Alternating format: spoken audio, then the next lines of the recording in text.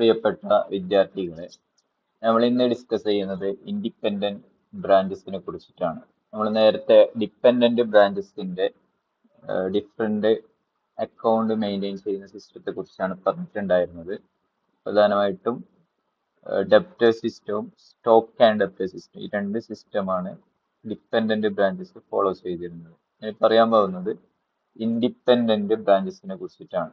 നമ്മുടെ ബ്രാഞ്ചിന്റെ സൈസ് വളരെ കൂടുതലാണ്. പിന്നെ അതേപോലെ സ്വന്തമായിട്ട് പ്രവർത്തിക്കാനുള്ള കപ്പാസിറ്റി ഉണ്ടെങ്കിലാണ് സാധാരണയായിട്ട് ഇൻഡിപെൻഡന്റ് ആയി ബ്രാഞ്ചസ് വർക്ക് ചെയ്യുന്നത്.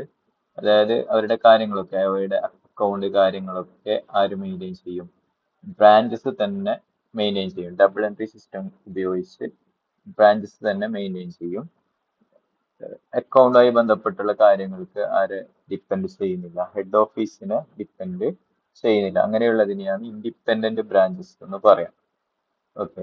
അതേപോലെ തന്നെ ഇവർക്ക് റോ മെറ്റീരിയൽസ് ഒക്കെ പർച്ചേസ് ചെയ്യാനുണ്ടെങ്കിൽ സ്വന്തമായി ഇവർക്ക് വാങ്ങാൻ പറ്റും. They have their own sales policy. The expenses are met by the branches itself. എല്ലാ കാര്യങ്ങളും ആരാണ് ചെയ്യുന്നത്? ഇൻഡിപെൻഡന്റ് ബ്രാഞ്ചസ് തന്നെയായിരിക്കും ചെയ്യുന്നുണ്ടാവാം. ഇൻഡിപെൻഡന്റ് അല്ല, ഡിപ്പെൻഡന്റ് ബ്രാഞ്ചസ് ആയിരിക്കും ചെയ്യുന്നുണ്ടാവാം. ഓക്കെ, അതാണ് ഇതിന്റെ പ്രവർത്തന രീതി എന്ന് പറയുന്നത്. പിന്നെ അപ്പോൾ independent branch maintains and independent and complete set of double entry books in the ordinary way. സാധാരണ നമ്മൾ ഓർഗനൈസേഷനിൽ ഡബിൾ എൻട്രി സിസ്റ്റത്തിൽ എന്തൊക്കെ ബുക്സ് മെയിൻറ്റെയിൻ ചെയ്യുന്നുണ്ടോ, അതായത് ജേർണൽ, ലെഡ്ജർ, അങ്ങനെയുള്ള എല്ലാ കാര്യങ്ങളും ആരും മെയിൻറ്റെയിൻ ചെയ്യും? ഈ ഇൻഡിപെൻഡന്റ് ബ്രാഞ്ചും മെയിൻറ്റെയിൻ ചെയ്യും. ഓക്കെ, അപ്പോൾ ഓരോ ബ്രാഞ്ചിന്റെ കയ്യിലും ഹെഡ് ഓഫീസ് അക്കൗണ്ട് ഉണ്ടാവും. അതേപോലെ ഹെഡ് ഓഫീസ് ബ്രാഞ്ച് അക്കൗണ്ടും മെയിൻറ്റെയിൻ ചെയ്യും. ശ്രദ്ധിക്കാം, ഹെഡ് ഓഫീസ് ബ്രാഞ്ച് അക്കൗണ്ടും ബ്രാഞ്ച് ഹെഡ് ഓഫീസ് അക്കൗണ്ടും മെയിൻറ്റെയിൻ ചെയ്യുന്നതായിരിക്കും. അപ്പോൾ സാധാരണയായി ഹെഡ് ഓഫീസ് മെയിൻറ്റെയിൻ ചെയ്യുന്ന ബ്രാഞ്ച് അക്കൗണ്ടിൽ എന്തൊക്കെയാണ് ഉണ്ടാവുക? ഇത് റിയൽ എമൗണ്ട് അല്ല, ഒരു ഇമാജിനറി ഫിഗേഴ്സ് ആണ് ഇതിൽ കാണിച്ചിട്ടുള്ളത്. ബാലൻസ് ബ്രോഡ് ആണ്. കഴിഞ്ഞ വർഷത്തെ ബാലൻസ് ഉണ്ടെങ്കിൽ അത് ബാലൻസ് ബി ഡി എന്ന് പറഞ്ഞിട്ട് എഴുതാം. പിന്നെ ഗുഡ്സ് സെൻഡ് ടു ബ്രാഞ്ച്, അത് ഡെബിറ്റ് സൈഡ് വരാം. നേരത്തെ ഡിപ്പെൻഡന്റ് ബ്രാഞ്ചിൽ എഴുതിയ പോലെ തന്നെയാണ് ഏകദേശം. പിന്നെ എക്സ്പെൻസസും അവിടെ എഴുതും, ഡെബിറ്റ് സൈഡ് തന്നെയാണ് എഴുതാം. പിന്നെ ഇപ്പുറത്തെ സൈഡ് ക്രെഡിറ്റ് സൈഡ്, ബ്രാഞ്ചിൽ നിന്ന് എന്തെങ്കിലും ക്യാഷോ മറ്റോ കിട്ടിയിട്ടുണ്ടെങ്കിൽ ക്രെഡിറ്റ് സൈഡ് എഴുതും. പിന്നെ ഗുഡ്സ് റിട്ടേൺഡ് ബൈ ബ്രാഞ്ച്, അതും ക്രെഡിറ്റ് സൈഡ് എഴുതും. പിന്നെ ക്ലോസിംഗ് ബാലൻസ് ഉണ്ടെങ്കിൽ അതും ക്രെഡിറ്റ് സൈഡ് എഴുതും. അങ്ങനെ ശ്രദ്ധിക്കേണ്ടത്, നമ്മൾ എന്ത് ചെയ്യും? ബ്രാഞ്ച് ആര് അക്കൗണ്ട് പ്രിപ്പയർ ചെയ്യുന്നുണ്ട്? നേരത്തെ ആണെങ്കിൽ ഹെഡ് ഓഫീസാണ് അക്കൗണ്ട്സ് എല്ലാം പ്രിപ്പയർ ചെയ്യുന്നുണ്ടായിരുന്നത്, ഹെഡ് ഓഫീസ് മാത്രം. പക്ഷെ ഇതിൽ ബ്രാഞ്ചും എന്ത് ചെയ്യേണ്ടി വരും? അക്കൗണ്ട് മെയിൻറ്റെയിൻ ചെയ്യേണ്ടി വരും. ബ്രാഞ്ച് മെയിൻറ്റെയിൻ ചെയ്യുന്നത് ഹെഡ് ഓഫീസിന്റെ അക്കൗണ്ട് ആണ് മെയിൻറ്റെയിൻ ചെയ്യുന്നത്. ഓക്കെ, അപ്പൊ ഇതിൽ നേരത്തെ നേരെ റിവേഴ്സ് ആയിരിക്കും വരാം. അതായത് ഹെഡ് ഓഫീസ് മെയിൻറ്റെയിൻ ചെയ്യുന്ന ബ്രാഞ്ച് അക്കൗണ്ടിൽ എന്തൊക്കെ ഡെബിറ്റ് സൈഡ് ഉണ്ടായിരുന്നു അതൊക്കെ ഇവിടെ വരും, ക്രെഡിറ്റ് സൈഡ് വരും. ഇവിടെ നോക്കിയാൽ മനസ്സിലാവും. നേരത്തെ ഇത് balance B D, goods send to branch, bank എന്നൊക്കെ പറഞ്ഞ് ഏത് സൈഡ് ഉണ്ടായിരുന്നു?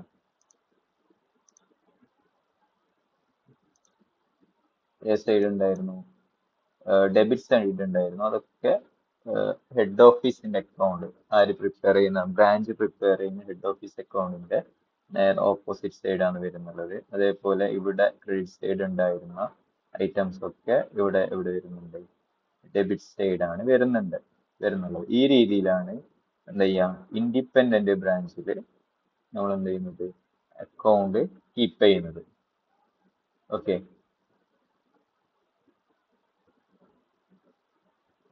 പിന്നെ അതെന്തുകൊണ്ടാണ് അങ്ങനെ വരുന്നതെന്ന് ഒന്ന് ജസ്റ്റ് ഒരു എക്സാമ്പിൾ പറയാം. The balance in the branch account ₹45,000 is an asset to the head office. This represent the net investment by the head office in the branch. അതായത് നമ്മൾ ഇവിടെ ബ്രാഞ്ച് അക്കൗണ്ട് പ്രിപ്പയർ ചെയ്യുന്ന സമയത്ത് എന്ത് ചെയ്തിട്ടുണ്ട്? ബ്രാഞ്ച് അക്കൗണ്ടിന്റെ ബാലൻസ് എന്തായിട്ട് കാണിച്ചിട്ടുണ്ട്? 45,000 എന്ന് പറഞ്ഞിട്ട് കാണിച്ചിട്ടുണ്ട്. അത് ഹെഡ് ഓഫീസിനെ സംബന്ധിച്ചിടത്തോളം അവർക്ക് എന്താണ്? അസറ്റ് ആണ്. എവിടെ നിന്ന് കിട്ടുന്ന? ഹെഡ് ഓഫീസിൽ നിന്ന് കിട്ടുന്ന. അതേപോലെ ഈ ഇപ്പുറത്തെ എടുക്കുകയാണെങ്കിൽ, ബ്രാഞ്ചിന്റെ കേസ് എടുക്കുകയാണെങ്കിൽ ഹെഡ് ഓഫീസ് അക്കൗണ്ടിൽ നമ്മൾ ഡെബിറ്റ് സൈഡ് 45,000 എന്ന് പറഞ്ഞിട്ട് കാണിച്ചിട്ടുണ്ട്. അതിനർത്ഥം അതെന്ത് ചെയ്യണം? ആർക്ക് കൊടുക്കാനുണ്ട്? ഹെഡ് ഓഫീസിലേക്ക് ആര് കൊടുക്കാനുണ്ട്? ബ്രാഞ്ച് കൊടുക്കാനുണ്ട്. അതായത് ബ്രാഞ്ചിന്റെ ലയബിലിറ്റി ആണ്. അതുകൊണ്ടാണ് നേരത്തെ പറഞ്ഞ പോലെ എന്ത് ഡെബിറ്റ് സൈഡുള്ള ഐറ്റംസ് എല്ലാം ക്രെഡിറ്റ് സൈഡുള്ള ഐറ്റംസ് എല്ലാം ഡെബിറ്റ് സൈഡും. ഏതിന്റെ? ഹെഡ് ഓഫീസിന്റെ ബ്രാഞ്ച് അക്കൗണ്ടിൽ എന്തൊക്കെയാണോ ഡെബിറ്റ് സൈഡ് ഉണ്ടായിരുന്നത് അതൊക്കെ ബുക്സ് ഓഫ് ബ്രാഞ്ചിന്റെ ഹെഡ് ഓഫീസിന്റെ ക്രെഡിറ്റ് സൈഡ് വരുന്നുണ്ട്. ആ കാര്യങ്ങളൊന്ന് ഓർമ്മിച്ചു വെക്കാം. പിന്നെ പറയുന്നത് ഇതിന്റെ പ്രത്യേകതകളാണ്. ഇത് ഇൻഡിപെൻഡന്റ് ബ്രാഞ്ച് സ്വന്തമായിട്ട് എന്ത് ചെയ്യുന്നു? എല്ലാം ഡബിൾ എൻട്രി സിസ്റ്റത്തിൽ ആണ് എന്ത് ചെയ്യുന്നത്? അക്കൗണ്ട്സ് മെയിൻറ്റെയിൻ ചെയ്യുന്നത്. പിന്നെ the branch maintains in a head office account in its book. All transactions between head office and branch are recorded in this account. Okay. അപ്പോൾ ബ്രാഞ്ച് ആരെ അക്കൗണ്ട് മെയിൻറ്റെയിൻ ചെയ്യും? Head ഓഫീസിന്റെ അക്കൗണ്ട് മെയിൻറ്റെയിൻ ചെയ്യും. അതേപോലെ തന്നെ head office എന്ത് ചെയ്യും? ബ്രാഞ്ചിന്റെ അക്കൗണ്ടും മെയിൻറ്റെയിൻ ചെയ്യും. ഓക്കെ, രണ്ടും ഒരു പേഴ്സണൽ നേച്ചറാണ്. പിന്നെ സാധാരണയായിട്ട് ഹെഡ് ഓഫീസ് മെയിൻറ്റെയിൻ ചെയ്യുന്ന ബ്രാഞ്ച് അക്കൗണ്ടിൽ എപ്പോഴും എന്തായിരിക്കും? ഡെബിറ്റ് ബാലൻസ് ആണ് ഉണ്ടാവുക. അതായത് ബ്രാഞ്ചിന്റെ അടുത്ത് നിന്ന് കിട്ടാനുള്ളതാണ്. പിന്നെ ഹെഡ് ഓഫീസിന്റെ അടുത്ത് എപ്പോഴും ക്രെഡിറ്റ് ബാലൻസ് ആണ് ഉണ്ടാവുക. കാരണം ഹെഡ് ഓഫീസിലേക്ക് ബ്രാഞ്ച് എന്ത് ചെയ്യാനുള്ളതാണ്? കൊടുക്കാനുള്ളതാണ്. ഓക്കെ, അപ്പോൾ പിന്നെ ഈ at the end of the period the branch prepares it's trial balance. Okay, branch എന്ത് ചെയ്യും? ഇതിന്റെ ട്രയൽ ബാലൻസും ഫൈനൽ അക്കൗണ്ട് എല്ലാം പ്രിപ്പയർ ചെയ്യും. എന്നിട്ട് എന്ത് ചെയ്യും? ഹെഡ് ഓഫീസിലേക്ക് അയച്ചു കൊടുക്കും. ഇൻകോർപ്പറേഷൻ എന്ന് പറഞ്ഞാൽ രണ്ടും കമ്പൈൻ ചെയ്യാൻ വേണ്ടി. ഓക്കെ, പിന്നെ എന്തെങ്കിലും ബാലൻസിലൊക്കെ അങ്ങോട്ടും ഇങ്ങോട്ടും വ്യത്യാസങ്ങളൊക്കെ ഉണ്ടെങ്കിൽ അതെന്ത് ചെയ്യും? അഡ്ജസ്റ്റ് ചെയ്യും, റീകൺസൈൽ ചെയ്യും. അതായത് അതിനു വേണ്ടി നമ്മൾ എന്ത് ചെയ്യുന്നുണ്ട്? അഡ്ജസ്റ്റ്മെന്റ് എൻട്രീസ് ചെയ്യുന്നുണ്ട്. ഓക്കെ, അതായത് രണ്ടും തമ്മിലുള്ള ബാലൻസ് വ്യത്യാസങ്ങളൊക്കെ എന്ത് ചെയ്യാൻ വേണ്ടി? റെക്ടിഫൈ ചെയ്യാൻ വേണ്ടി. ഓക്കെ, ഏറ്റവും പ്രധാനപ്പെട്ട അഡ്ജസ്റ്റ്മെന്റ് എന്ന് പറയുന്നത് രണ്ടെണ്ണമാണ്. ഒന്ന് ഗുഡ്സ് ഇൻ ട്രാൻസിറ്റും പിന്നെ ഒന്ന് ക്യാഷ് ഇൻ ട്രാൻസിറ്റും.